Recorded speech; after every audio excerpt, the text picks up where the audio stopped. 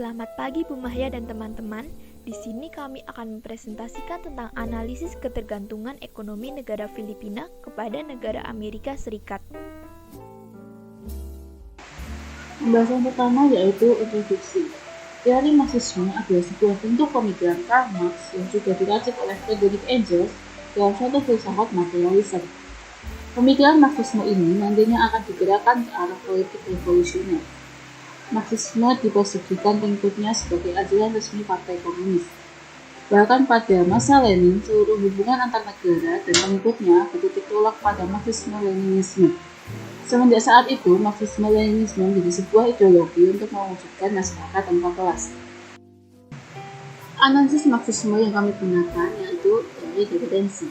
Teori dependensi lahir sebagai tanggapan atas gagalnya program KEP-BBAL atau Komisi Ekonomi PBB untuk Amerika Latin atau ECLA, United Nations Economic Commission for Latin America, dan merupakan kritik terhadap Marxisme ortodoks di negara-negara Amerika Latin pada awal tahun 1960-an.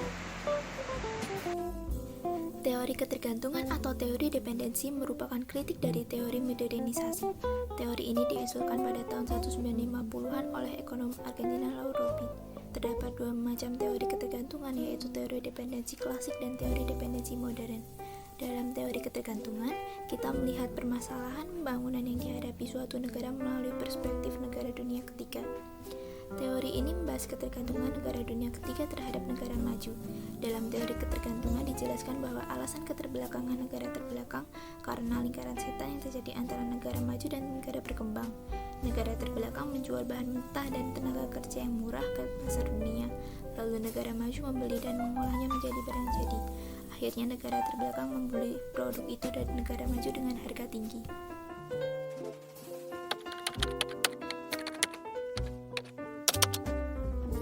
Filipina adalah negara dengan perekonomian keempat yang terbesar di Asia Tenggara dan ke-36 di dunia berdasarkan produk domestik bruto. Industri utama mereka bergerak di bidang pertanian, tekstil, otomotif, elektronik, dan pengolahan makanan. Filipina memiliki banyak mitra di wilayah Asia dan sekitarnya seperti Tiongkok, Hong Kong, Korea Selatan, Jerman, dan Singapura. Akan tetapi mitra dagang terbesar mereka tetaplah Amerika dan Jepang. Beberapa organisasi atau kerjasama yang Filipina ikuti adalah Persatuan Bangsa-Bangsa Asia Tenggara, Kerjasama Ekonomi Asia Pasifik, serta Organisasi Perdagangan Dunia. Perekonomian negara Filipina mengalami masa penurunan pada tahun 1998 akibat adanya krisis finansial Asia pada tahun 1997. Pertumbuhan ekonomi turun sebesar 4,4% dalam waktu 1 tahun, yang tadinya ada di angka 5% jadi hanya 0,6%. Ekonomi mulai kembali membaik 2 tahun setelahnya dengan nilai 4%. Utang negara yang cukup besar menjadi akibat dari lambatnya pertumbuhan ekonomi Filipina. Dengan nilai 77% dari total PDB atau produk domestik bruto, pemerintah mengklaim utang yang dilakukan ini untuk perbaikan ekonomi. Selain itu, langkah lain seperti meningkatkan infrastruktur, menambah pendapatan negara melalui pergantian sistem pajak dan deregulasi, yaitu pengurangan atau pencabutan regulasi negara, dilakukan untuk mengatasi kemunduran perekonomian Filipina. Selain dari dalam pemerintahan, Filipina juga memperbaiki perekonomiannya dengan bantuan mitra dagang yang dimilikinya, yaitu Amerika Serikat dan Jepang.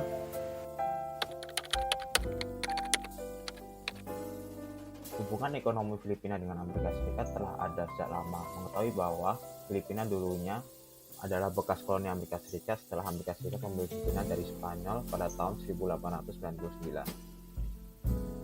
Setelah Perang Dunia Kedua, Filipina mulai kemerdekaan. Hubungan ekonomi formal yang pertama dilakukan oleh negara Filipina dengan Amerika Serikat adalah pada tahun 1946 dengan Bell Trade Act yang merupakan perjanjian di mana Amerika Serikat menawarkan 800 juta US dollar untuk pembangunan ulang setelah Perang Dunia Kedua jika pemerintah Filipina menyetujui perjanjian ekonomi tersebut. Perjanjian tersebut akhirnya digantikan dengan Laurel-Langley Agreement. Sejak terbentuknya the United States for International Development pada masa John F. Kennedy pada tahun 1961, Amerika Serikat secara aktif menginvestasikan kepada Filipina dengan prioritas pembangunan saat ini antara lain yaitu menanggapi pandemi COVID-19, mitigasi dan adaptasi perubahan iklim, promosi energi terbarukan, pencegahan dan mitigasi konflik, penguatan pemulihan ekonomi, kemajuan nilai demokrasi, pemberantasan korupsi, dan advokasi hak asasi manusia.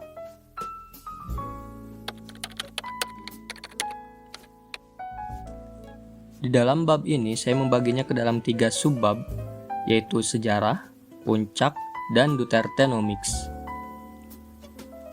Interaksi di antara Filipina dan Amerika Serikat sudah terjalin sejak ratusan tahun yang lalu.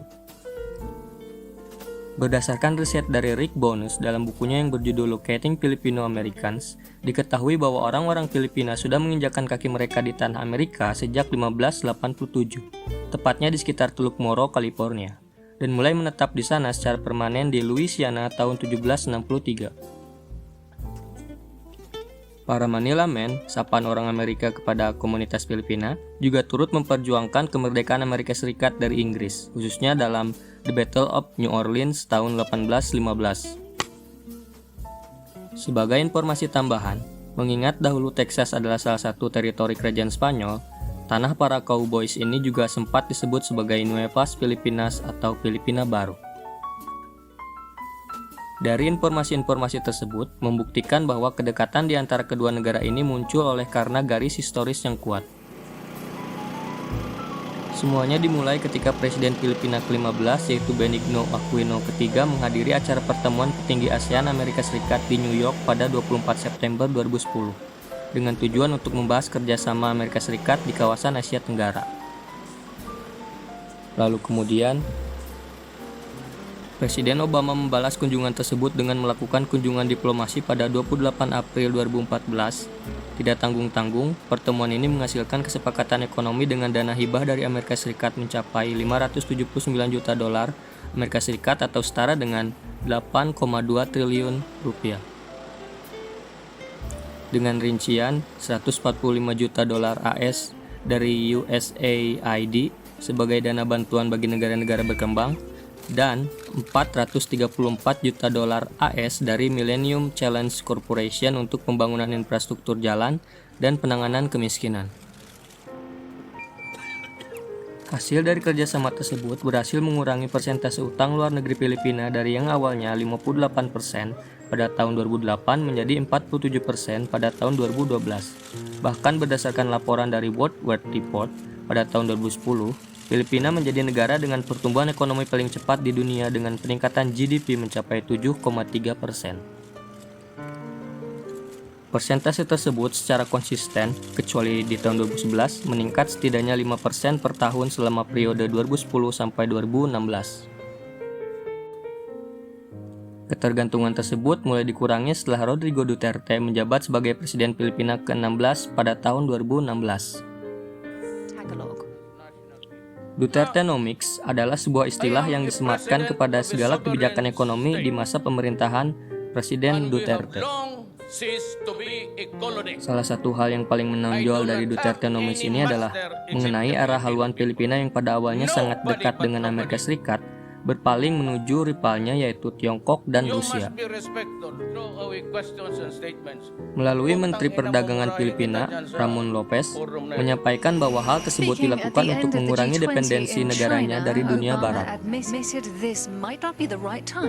Dampak dari hal tersebut adalah meningkatnya tingkat inflasi Filipina menjadi 6,7%, yang mana itu adalah yang terburuk dalam satu dekade terakhir, yang menyebabkan melonjaknya harga barang pokok. Hal ini disebabkan oleh kebijakan Presiden Trump dalam menaikkan tarif bea cukai sebagai salah satu usahanya dalam perang dagang melawan Tiongkok.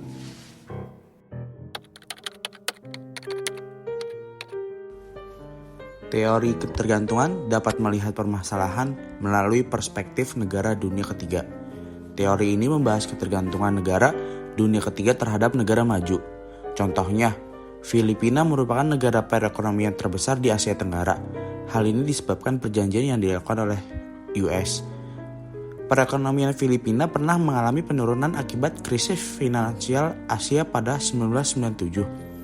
Hal ini membuat Filipina memperbaikinya dengan mitra dagang yang dimiliki, yaitu Amerika Serikat dan Jepang. Hubungan ekonomi Filipina dengan Amerika Serikat telah berlangsung lama. Hubungan ini semakin erat setelah Perang Dunia Kedua. Hubungan ekonomi yang dilakukan salah satunya Belt Trade Act Perjanjian ini menawarkan 800 juta US dollar untuk pembangunan ulang setelah Perang Dunia Kedua. Kemudian, sejak terbentuknya the United States Agency for International Development atau USAID, pada masa John F. Kennedy aktif menginvestasi ke Filipina sampai sekarang. Sejarah Filipina dengan USS sudah berlangsung lama. Sejarah yang membuktikan kedekatan. Titik puncak hubungan ketika Presiden Filipina ke-15, Benigno Aquino Hay, menghadiri pertemuan dengan petinggi ASEAN Amerika Serikat di New York pada 20 September 2010. Hasil kerjasama dengan Amerika Serikat berhasil mengurangi utang luar negeri Filipina. Awalnya 58 pada 2008 menjadi 47% pada tahun 2012. Namun ketergantungan ini dikurangi semenjak Presiden Duterte.